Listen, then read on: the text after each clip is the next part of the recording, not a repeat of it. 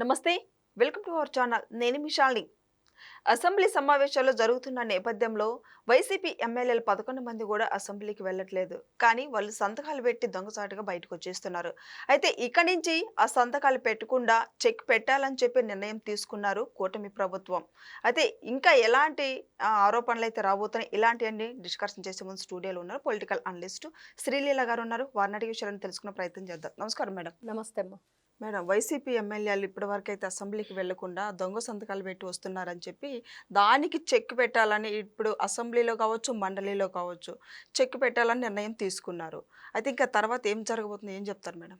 ఇక్కడ వైఎస్ఆర్సీపీ పార్టీ 11 మంది ఎమ్మెల్యేలతో వచ్చింది తిప్పలన్నీ కూడా అసెంబ్లీకి. అవును. ఎందుకంటే వాళ్ళని గౌరవ స్పీకర్ గారు, డిప్యూటీ స్పీకర్ గారు, మరి మొన్న నారా లోకేష్ గారు కూడా ఈ రోజున ఏదైతే డిఎస్సి సంబంధించి ఉత్సవ్ అనే కార్యక్రమం జరుగుతుందో దానికి కూడా ఆహ్వానించారు.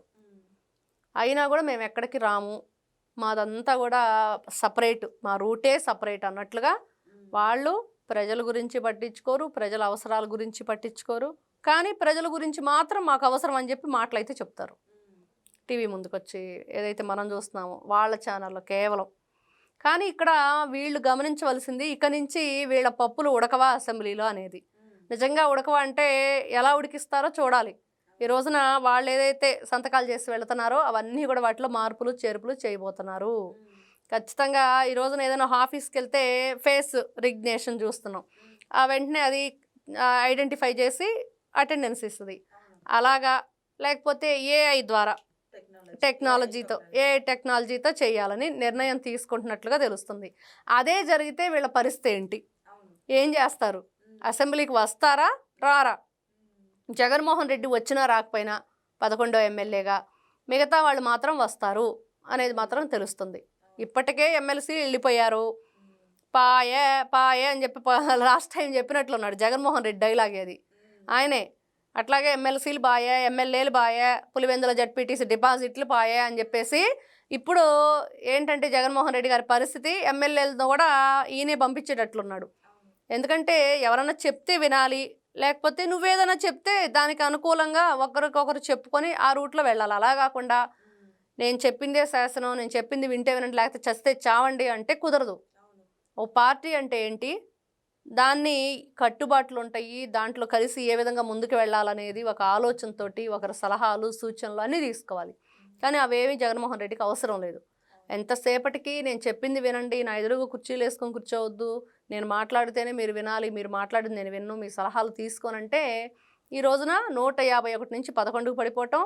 ప్రజల విషయంలో కూడా అంతే చేశాడు, ఎవరికి మంచి చేసింది లేదు. చివరిగా చూస్తే ఆయన సొంత నియోజకవర్గంలోనే డిపాజిట్లు కూడా కోల్పోయిన పరిస్థితి. కాబట్టి ఈ రోజున ఏం చేస్తారు వీళ్ళు, అసలు గిజగిజా కొట్టుకుంటున్నారు. కుడితిలో పడ్డ ఎలకల్లాగా ఉంది వైఎస్ఆర్సీపీ పార్టీ ఎమ్మెల్యేల పరిస్థితి. ఎందుకుందంటే ఇదిగో ఇదేంట్రా బాబు విచిత్రంగా పెట్టేశారు, మేమేదో స్కూల్ ఎగ్గొట్టినట్టు ఎగ్గొట్టేసి అసెంబ్లీ ఇంట్లో కూర్చుందాం అనుకున్నాం, నెల నెలా జీతాలు ఇస్తున్నారు, హాయిగా శాలరీలు పబ్బం గడుపుకుంటున్నాము, జగన్మోహన్ రెడ్డి మాత్రం ఇక్కడ తీసుకోవట్లేదు, వీళ్ళందరూ కూడా తీసుకుంటున్నారు. కానీ ఇప్పుడు ఏం జరగబోతుందంటే ఖచ్చితంగా వీళ్ళు వస్తే సంతకాలు ఏ విధంగా పెట్టాలి. మరి వీళ్ళు డిజిటల్ బుక్ పెడితే వీళ్ళు డిజిటల్ సైన్ పెడుతున్నట్లున్నారు. ఈ డిజిటల్ సైన్ ఏం చేస్తుంది అంటే ఇదిగో ఇప్పుడు అంతా కూడా ఏఐ టెక్నాలజీ తోటి ముందుకు నడుస్తుంది. ఇప్పుడు డిజిటల్ బుక్లో మొత్తం ఎవరైతే మమ్మల్ని అక్రమంగా అరెస్టులు చేసి ఇబ్బంది పెట్టిస్తున్నారో వారి పేర్లు రాస్తారంటే నెక్స్ట్ మేము అధికారంలోకి వస్తే ఎవరిని ఒక్కరు కూడా వదలకుండా సినిమా చూపిస్తాను జగన్మోహన్ రెడ్డి మరొకసారి మళ్ళీ డైలాగ్ వేశారు. ఈయన అధికారంలో రావాలంటే ఫస్ట్ ఎవరైతే అరెస్ట్ అయ్యారో, అన్యాయంగా అక్రమంగా దోపిడీదారులు దొంగతనాలు చేసి ప్రజలందరిని ఇబ్బంది పెట్టిన వాళ్ళని ఈయన అధికారంలోకి వచ్చాక రక్షిస్తానంటున్నాడు. ఈయన వచ్చేది ఎప్పుడు, వాళ్ళని రక్షించేది ఎప్పుడు? ఈ రోజున వాళ్ళు శిక్ష అనుభవించాలి. ఇంక ఈయన రేపు తీసుకొచ్చే ప్రయత్నం చేసినా కూడా జరగని పని, అసలు ఈయన అధికారంలో రాని పరిస్థితి. ఇన్ని విధాలుగా ఉంటే ఈ మాటలన్నీ కూడా చెప్పుకోవడానికి వినటానికి బాగానే ఉన్నాయి, కానీ జరిగినప్పుడు సంగతులే అన్నట్లుంది దాని పరిస్థితి.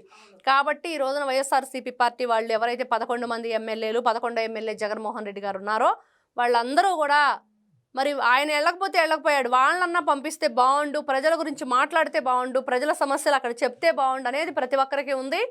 ఈ డిజిటల్ ఏదైతే పెడుతున్నారో ఈ ప్రోగ్రామ్ ఏదైతే ఏఐ టెక్నాలజీ తోటి ఫేస్ ఐడెంటిఫికేషన్ సంబంధించి దీంతో వీళ్ళు చచ్చినట్లు వస్తే మిగతా వాళ్ళైనా వచ్చి ప్రజల సమస్యలు చెప్తే బాగుండనేది ప్రతి ఒక్కరూ కోరుకుంటున్నారు. అయితే ఇక్కడ వీళ్ళు నిజంగానే వస్తారా అంటే పార్టీ నుంచి అయితే ఆయన రానివ్వకపోవచ్చు, ఖచ్చితంగా పార్టీ నుంచి విడిపోయి మళ్ళా వాళ్ళు ఎమ్మెల్యేలుగా గెలిచినప్పుడు రావాలి, అంతకు మించి ఇంకా వేరే ఆప్షన్ అయితే కనిపించట్లేదు. మరి ఇప్పుడు పార్టీకి రాజీనామా చేస్తారా మరి 11 మంది ఎమ్మెల్యేలు? నిన్నటి నుంచి ఒక ఎమ్మెల్యే అయితే వేరే పార్టీలోకి వెళుతున్నాడు, అంటే ఎల్లో కండువా కప్పుకోబోతున్నాడు అనేది వినిపిస్తుంది. మరి ఆయన వెళ్ళిపోతే ఇంకెవరుంటారు? 8 మంది, వాళ్ళిద్దరిని పక్కన పెడితే ఎవరిని? జగన్మోహన్ 11 ఎమ్మెల్యేని 10వ ఎమ్మెల్యేని. ఆ 8 మంది పరిస్థితి ఏంటి? వాళ్ళు ఎక్కడికి వెళతారు? వాళ్ళ అడుగులు ఎటువైపు పడుతున్నాయి అంటే రకరకాల విధాల మాటలు వినిపిస్తూ ఉన్నాయి ఈ రోజున. కాబట్టి వీళ్ళు ఈ రోజున అదే పార్టీలో కొనసాగుతూ మరి డాష్ అండ్ డేరింగ్ అంటారు కదా, అంత డాషింగ్ అండ్ డేరింగ్గా వచ్చి బయటికి జగన్మోహన్ రెడ్డిని వీళ్ళు ఎదిరించి రాగలిగే శక్తి వీళ్ళకు ఉందా అనేది పెద్ద క్వశ్చన్ అనమాట ఇక్కడ. ఎందుకంటే ఆయన భయపెడుతున్నాడా, వీళ్ళని బాధ పెడుతున్నాడా, ప్రలోభాలకు గురి చేస్తున్నాడా? ఏదైతే ఆ డాషింగ్ అండ్ డేరింగ్ మరి వీళ్ళల్లో ఉందా, అంత డేర్గా బయటకు వస్తారా అంటే ప్రతి ఒక్కరు కూడా ఆలోచిస్తున్నారు ఏం జరుగుతుంది. మనం చూసాం ఎమ్మెల్సీలు 3 6 months బ్యాక్ రిజైన్ చేస్తే పార్టీకి, మరి ఎందుకు మీరు యాక్సెప్ట్ చేయలేదు? భయపడుతున్నాడు జగన్మోహన్ రెడ్డి. గందరగోళంగా ఉంది పార్టీ పరిస్థితి. ఆ జెండా పట్టేవాడు కట్టేవాడు లేడని ఎన్నో సందర్భాల్లో చెప్పుకుంటుంటే అది నిజమైంది ఈ రోజున. గతంలో అంటే 11 వచ్చినా కూడా ఏదో అసెంబ్లీకి వస్తారు, ప్రజల్లో ఎక్కడో చోట వీళ్ళు మేము మంచి చేస్తామని అనిపించుకుంటారు అంటే కాదు. గతంలో చేసిన తప్పులు ఒప్పుకోరు, ఇప్పుడు చేస్తున్న తప్పుల్ని వీళ్ళు మేము తప్పులు చేస్తున్నామని చెప్పేసి ఈ 11 పరిమితం అయ్యాం కదా, మరి ఈ తప్పులు కూడా చేయకూడదు అనే ఆలోచన కూడా లేకుండా వెళ్తున్న వీళ్ళని ఈ రోజున ప్రజలు ఎవరు కూడా క్షమించరు.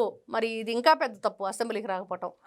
కాబట్టి ప్రజల్లో మంచి ఆలోచన తెచ్చుకోవాలంటే వీళ్ళు ఇకనైనా అసెంబ్లీకి వస్తే బాగుండనేది ప్రతి ఒక్కరూ కోరుకుంటున్నారు. సో ఇదండి చూశారు కదా, ఇక అసెంబ్లీకి వెళ్ళకపోతే ఇక వాళ్ళు ఇంతకు ముందు కూడా దొంగ సంతకాలు పెట్టి వచ్చేస్తున్నారు. ఇక ఏఐ టెక్నాలజీ ద్వారా ఇక వాళ్ళకి అసెంబ్లీకి వెళ్ళి ఉండాలి, సంతకాలు పెట్టాలి. దాని ద్వారా అయితే టెక్నాలజీ ద్వారా అయితే బయటకు వస్తుంది. ఇక నెక్స్ట్ వాళ్ళు ఏం ప్లాన్ చేస్తారు, ఏం జరగబోతుందో నెక్స్ట్ వీడియోలో అయితే తెలుసుకుందాం. Thank you. నమస్తే అమ్మ.